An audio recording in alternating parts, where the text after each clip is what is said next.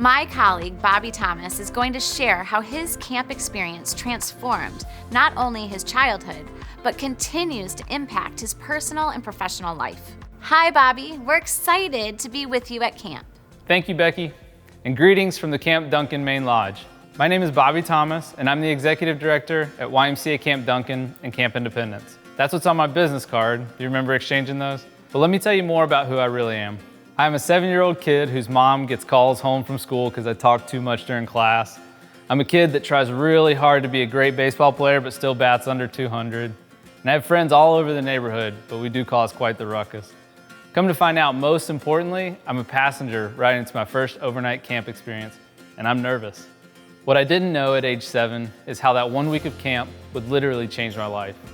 I went back to overnight camp every summer from age 7 to 17. Later in life, I learned how hard my mom worked to allow me to go to camp every summer and how the generosity of people I didn't even know allowed me to attend multiple weeks of camp each summer.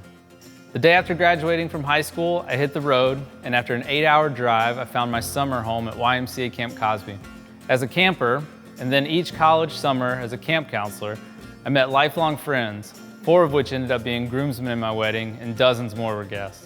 I met people from around the world through international camp counselor programs, allowing me to travel all over the globe with a free place to stay, outside of the summer months, of course. I became the very best version of myself. I learned independence, responsibility, compassion, and a strong work ethic. I met my closest friends and mentors at overnight camp, so it only makes sense that I would also meet Sarah, my wife, at camp. I was excited to move to Indiana to be a part of the camp where she spent her summers for many years. Flat Rock River YMCA camp allowed me to develop my skills as a camp director. And with several years of hands-on experience at camp, I wanted to learn more about a higher level of camp management. Moving to the YMCA of Greater Houston was my first professional non-camp role with the Y. With a bit more time on my hands, I was able to go back to school for nonprofit management. Graduating high school was an expectation in my family.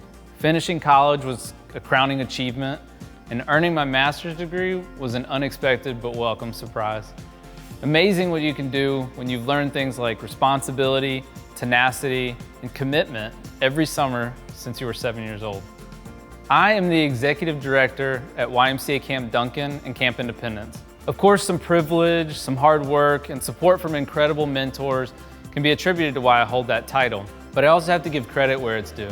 To the hundreds of camp counselors who are committed to ensuring that a boy with a sluggish baseball swing and a lot of energy could be himself and learn from adversity. To the mom who saved every year to make sure I was able to go to camp.